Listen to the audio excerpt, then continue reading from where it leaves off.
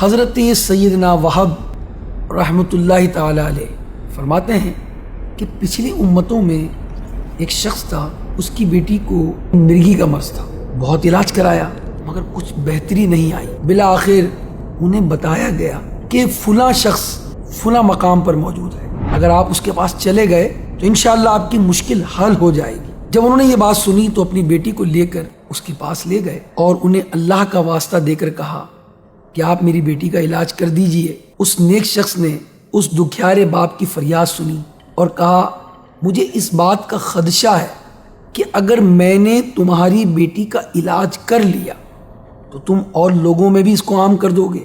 لڑکی کے باپ نے جواباً کہا میں ہرگز ایسا نہیں کروں گا۔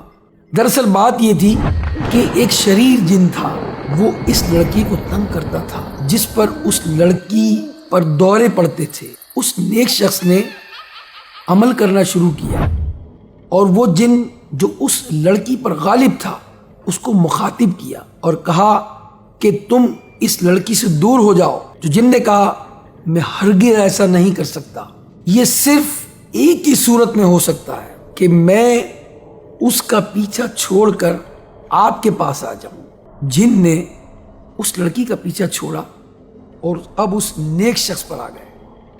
اب یہ اللہ کے نیک بندے، انہوں نے کیا کیا، اپنا حصار کر لیا اور اس لڑکی کے والد سے کہا کہ اب آپ اپنی بیٹی کو لے جائیں، انشاءاللہ یہ اللہ کے فضل و کرم سے ٹھیک ہو گئی۔ باپ دعائیں دیتا ہوا رخصت ہوا اور اب وہ شریر جن اس نیک صالح شخص کے ساتھ رہنے لگا۔ تو اس نیک شخص نے مسلسل روزے رکھنا شروع کر دیے۔ 7 دن اسی طرح گزر گئے۔ جن پریشان ہو گیا اور کہنے لگا نہ آپ کھاتے ہیں نہ پیتے ہیں، دن میں کچھ کھائیے نا آپ۔ تو اللہ کے اس نیک بندے نے کہا تم جلدی نہ کرو۔